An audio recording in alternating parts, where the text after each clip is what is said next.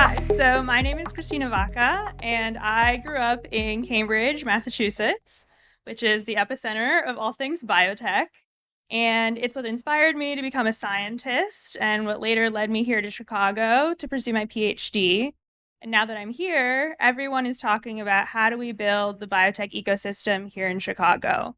How do we make Chicago the next Boston, the next Silicon Valley? And I think this thinking is a bit misguided. I think we have to find something that's unique to us and pulls on the strengths that we have here in our region.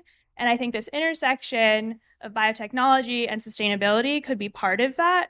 And so today I'm going to try to tell you a little bit more about this burgeoning ecosystem. And if you're an investor, hopefully you will consider investing in it when you write your next check.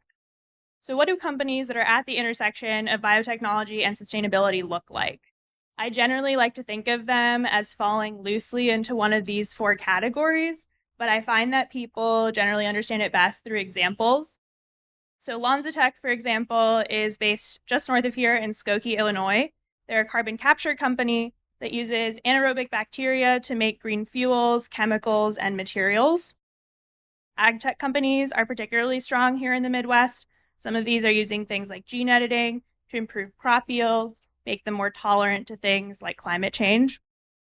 There's lots of food tech companies like Nature's Fine, which is based here in Chicago, and they are using a fungus that was discovered in Yellowstone National Park to make alternative meats on yogurt products. You can buy them at Mariano's, but if you're not into that, if you're not into the plant-based meat thing, you can go to Clever Carnivore.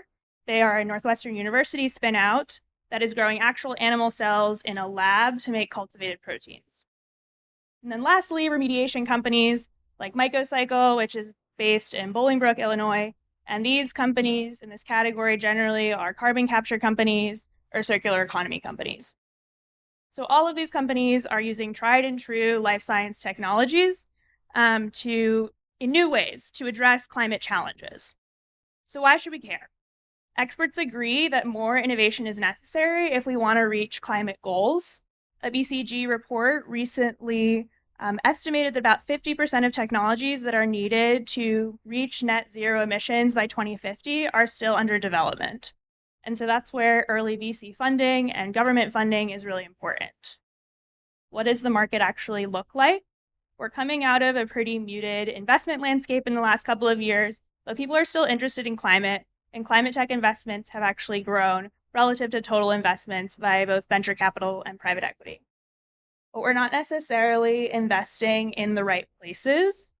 If you compare the emissions that a sector is responsible for to where we've been investing for the last couple of years, things like mobility are very over-indexed. So you can think Tesla stock or EVs, whereas things like industrials, so this is raw materials and manufacturing, are under-invested in.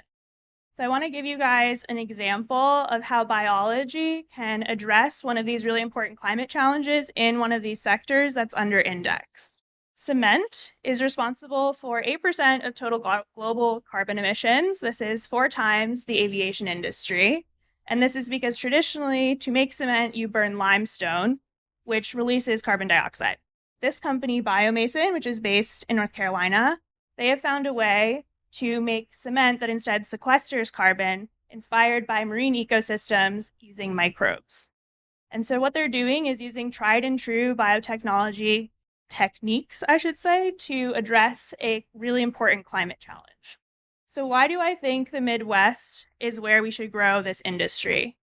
I think one thing that's really important is we're building upon industry strengths that we have here in the region. We have historical strengths in food and beverage, in agriculture, and in manufacturing. We also really importantly have the land and the space that's necessary to test these technologies. For ag tech companies, we have farmland where they can do field tests. For manufacturing companies, we have the workforce and the materials to really scale those things up. And then lastly, we're also kind of strategically located for food and beverage companies to distribute throughout the US.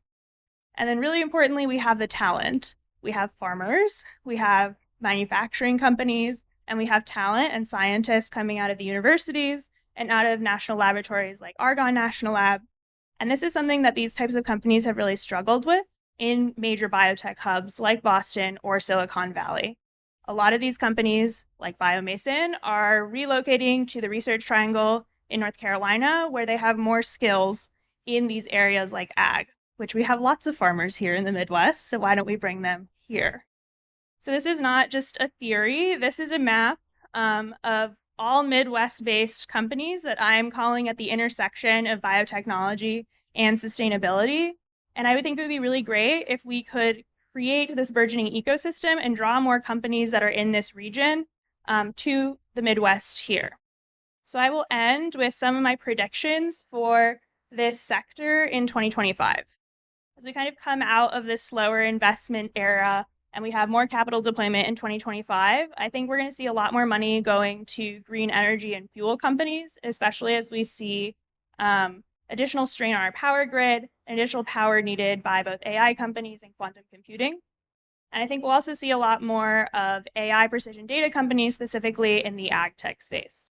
I also think that startups are going to be needing to get funded by lots of different forms of capital. Both the state of Illinois and the city of Chicago have allocated funds for both biotech and climate. So that will be really important for funding some of these early stage startups that hopefully they can get to the point where they're VC backable. Lastly, I think both climate founders and funders are getting a bit more mature. We've realized in this Climate 2.0 that climate solutions have to compete in cost, quality, and convenience. And so in the next 5 to 10 years, I think we're really going to see how these companies are going to fare in the long term, and we'll see what the future of climate tech is in the next several years. So if you're interested in talking more about this intersection of biotechnology and sustainability, it's something that I am very passionate about.